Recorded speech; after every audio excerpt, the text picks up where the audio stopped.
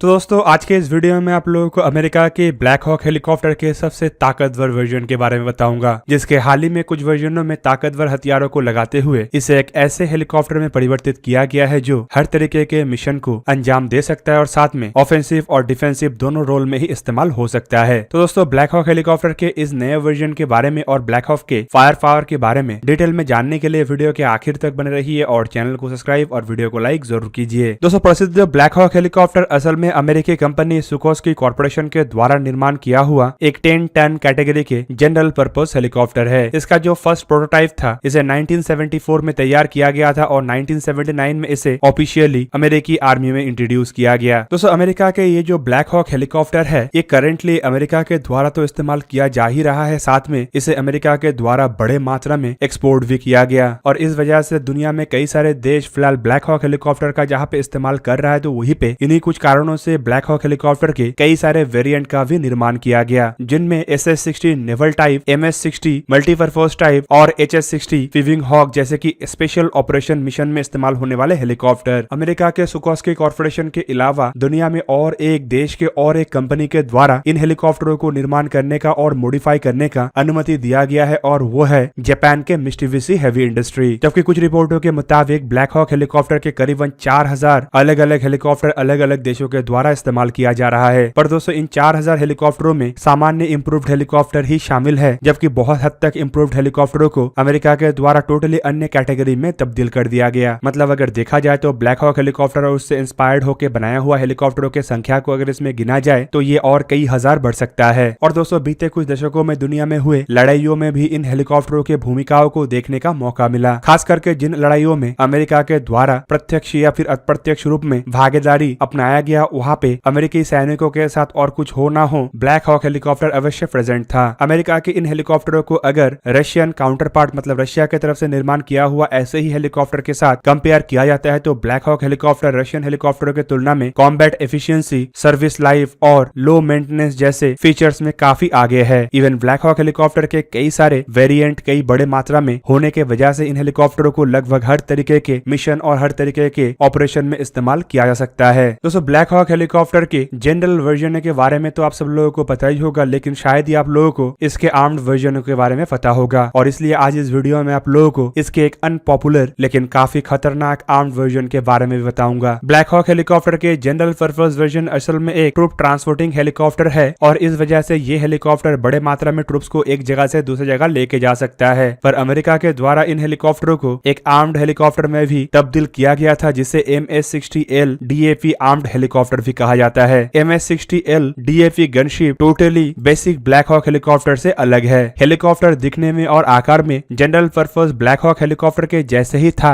लेकिन इसके ऑपरेशन और इस्तेमाल करने के फील्ड पूरी अलग था। इसे गनशिप हेलीकॉप्टर के जैसे लड़ाई क्षेत्र में दुश्मन के ट्रूप्स के खिलाफ ताबड़तोड़ हमले में या फिर अपने ट्रूप्स को फायर पावर से सपोर्ट देने में इस्तेमाल किया जा सकता है। दोस्तों इन हेलीकॉप्टरों को MS-60L हेलीकॉप्टर के इम्प्रूव्ड वर्जन के रूप में तैयार किया गया था और बेसिकली इसका यूजर अमेरिकी आर्मी के 160वां स्पेशल ऑपरेशन एविएशन रेजिमेंट था। दोस्तों इस फोटो से ही आप लोग समझ सकते होंगे कि MS-60L DAP armed helicopter basic MS-60 से कितने अलग है। दोस्तों इस हेलीकॉप्टर के यूनिकनेस इसमें लगाया हुआ यूनिक वेपन पेलोन से भी पता चलता है, जिसमें आप फोटो में साफ साफ देख सकते हैं कि 4 Helina anti tank guided missile, एक 19 राउंड वाला हाइड्रा 70 मिलीमीटर के रॉकेट सेट और 2 सेट के M230 30 मिलीमीटर के कैनन भी लगा हुआ है। दोस्तों यहाँ पे जो M230 कैनन है ये बेसिकली अपाचे हेलीकॉप्टरों में इस्तेमाल किए जाने वाले कैनन ही है, जबकि अपाचे हेलीकॉप्टर में ऐसा सिर्फ एक ही सेट M230 कैननों का इस्तेमाल किया जाता है, जबकि ब्लैक हॉक के ये गनशिप वर्जन में ऐसे 2 सेट गन का इस्तेमाल किया जा सकता है। इवन दोस्तों अपाचे हेलीकॉप्टर से आकार में बड़े होने की वजह से ये जो ब्लैक हॉक हेलीकॉप्टर के गनशिप वर्जन है ये अपाचे से काफी अधिक हथियारों को लेके उड़ान भर सकता है। इवन देखा जाए तो अपाचे के फायर पावर के तुलना में ब्लैक हॉक के इन हेलीकॉप्टरों के फायर पावर काफी अधिक है। एक्सपर्टों का तो ये भी मानना है कि अगर दुश्मन के बैटलफील्ड में अपना खुद का एयर डिफेंस सिस्टम ना हो तो ऐसे हेलीकॉप्टरों का सामना करना किसी भी सेना के लिए पॉसिबल नहीं होगा। और इसमें लगा हुआ जो M230 30 मिलीमीटर के कैनन है ये भी बीते 30 सालों में कई सारे रिकॉर्ड बना चुका है। खास करके अमेरिका के द्वारा लड़े गए लड़ाइयों में अपाचे गनशिपों के द्वारा जब दुश्मन के ऊपर प्रहार किया गया तो सबसे अधिक इस्तेमाल इन गनों का ही किया गया था। दूसरी तरफ इन हेलीकॉप्टरों में इस्तेमाल किए जाने वाले और और एक महत्वपूर्ण हथियार था हाइड्रा 70 मिलीमीटर के रॉकेट, जो कि एक 19 ट्यूब वाले लॉन्चरों में फिट करके इन हेलीकॉप्टरों में तैनात किया जा सकता है। दोस्तों ये जो हाइड्रा रॉकेट है ये वेस्टर्न कंट्रियों के द्वारा इस्तेमाल किए जाने वाले हर एक अटैक हेलीकॉप्टर के सबसे कॉमन एयर टू ग्राउंड हथियारों में से एक है। ये जो रॉकेट है ये लो स्पीड लो ऑल्टीट्यूड एनवायरमेंट में सबसे इफेक्टिव हथियार के रूप में पहचाना जाता है, क्योंकि ये दुश्मन के किसी भी ग्राउंड ठिकाने को बाखूबी ध्वस्त कर सकता है। दोस्तों ब्लैक हॉक हेलीकॉप्टर के इन आर्म्ड वर्जन मतलब MS-60L DAP गनशिप हेलीकॉप्टरों के कई तरीके के डिफरेंट वेरिएंट भी है और ये सब वेरिएंट डिपेंड करता है हेलीकॉप्टरों में इस्तेमाल होने वाले पेलोन के आकार और उसके चौड़ाई और लंबाई के ऊपर। इवन फोटो में आप लोगों को जो ब्लैक हॉक हेलीकॉप्टर दिख रहा है वो असल में छोटे आकार के पेलोन से लैस हुआ एक MS-60L DAP गनशिप हेलीकॉप्टर का वर्जन है। दोस्तों ये पेलोन के आकार को बैटलफील्ड को देखते हुए तय किया जाता है और फोटो में आप लोगों को जो हेलीकॉप्टर दिख रहा है उसके पेलोन का क्षमता करीबन आधा है, इस वजह से इसका फायर पावर भी आधा है। दोस्तों यहाँ पे फोटो में दिखाया गया हेलीकॉप्टर में असल में एक तरफ पेलोन में 4 एंटी टैंक गाइडेड मिसाइल है, जबकि दूसरी तरफ एक M230 30 मिलीमीटर के कैनन है, जो कि छोटे आकार के बैटलफील्ड या फिर कम आवश्यकताओं वाले एरिया में बेहतरीन हेलीकॉप्टर के रूप में इस्तेमाल हो सकता है। पर अगर इसी हेलीकॉप्टर को आप अगर क्लोज व्यू में देखें तो आपको पता चलेगा कि 30 मिलीमीटर के कैनन के साइड में अमेरिका के द्वारा हेलीकॉप्टर में एक खतरनाक हथियार लगाया गया है, जिसे बेसिकली M134 मशीन गन भी कहा जाता है। दोस्तों M134 मशीन गन असल में लेजेंडरी गैटलिंग मशीन गन के 6 ट्यूब वाला वर्जन है, जो 7.62 x 51 कैलिबर के पावरफुल एमुनेशनों का इस्तेमाल करता है और इसके रेट ऑफ फायर और एमुनेशन कैरिंग का कैपेसिटी इतना अधिक है कि इन गनों के प्रहार से बच पाना लगभग नामुमकिन है। जबकि इन हेलीकॉप्टरों के जिन पेलोनों में 30 मिलीमीटर के कैनन और एंटी टैंक गाइडेड मिसाइलों को लगाया जाता है, कभी कभार यहाँ पे GAU-19 मशीन गन पोर्ट को भी लगाया जा सकता है, जो कि एक 12.7 मिलीमीटर के मशीन गन है और इसे गन पोर्ट के सहारे इस्तेमाल किया जा सकता है। इस तरीके के मशीन गन पोर्ट 3 ट्यूब वाले गैटलिंग डिजाइन से प्रेरित है, जो 12.7 × 99 मिलीमीटर के राउंड्स को फायर कर सकता है। जबकि अगर देखा जाए तो MS-60 हेलीकॉप्टरों के ये गनशिप वर्जन बेसिकली एक प्रोटोटाइप ही था, लेकिन अगर इसे अपाचे जैसे कॉम्बैट हेलीकॉप्टरों के साथ कंपेयर किया जाए तो किसी भी हद में ये अपाचे के फायर पावर से कम नहीं था। दोस्तों अपाचे हेलीकॉप्टर में जहाँ पे कुछ ही हथियारों का इस्तेमाल किया जा सकता है, तो वही पे ब्लैक हॉक के इन आर्म्ड वर्जनों में कई तरीके के अलग अलग हथियारों के साथ साथ संख्या मूलक रूप में कई ज्यादा हथियारों का इस्तेमाल किया जा सकता था। इवन इस वजह से इन गनशिप हेलीकॉप्टरों को ब्लैक हॉक हेलीकॉप्टर के सबसे ताकतवर वेरिएंट के रूप में भी देखा जाता है। दोस्तों एक हेलीकॉप्टर में अगर 2 30 मिलीमीटर के कैनन, 2 7.6 मिलीमीटर के Gatlin machine gun, 4 Hellfire missile, 19 रॉकेटों को लगाया जाए तो आप सोच सकते होंगे कि इसके फायर पावर कितना अधिक होगा और दुश्मन के ऊपर ये कितने ताबड़तोड़ तरीके से हमला कर सकेगा। इवन इसके अलावा ब्लैक हॉक हेलीकॉप्टर के और कई सारे वेरिएंट हैं, जिसे अमेरिका के द्वारा कई सारे लड़ाइयों में भी इस्तेमाल किया गया है। पर ब्लैक हॉक हेलीकॉप्टर के 2 प्रमुख मिशनों में इस्तेमाल के दरमियान हुए क्रैश ब्लैक हॉक हेलीकॉप्टर के ऊपर एक धब्बा भी बना हुआ है। खास करके 1993 में सोमालिया में ऑपरेशन के दरमियान अमेरिकी ब्लैक हॉक हेलीकॉप्टर का क्रैश और 2011 में आतंकी ओसामा बिन लादेन के ऑपरेशन के दरमियान ब्लैक हॉक हेलीकॉप्टर के स्टेल्थ वर्जन के क्रैश इन हेलीकॉप्टरों के ऊपर धब्बा बना हुआ है। तो दोस्तों ये था आज का वीडियो। अगर आपको वीडियो अच्छा लगा तो इसे लाइक कीजिए और मेरे चैनल को सब्सक्राइब कीजिए और साथ में बना हुआ बेल आइकन को भी प्रेस कर दीजिए ताकि आप मेरा वीडियो देख पाए सबसे पहले। जय हिंद।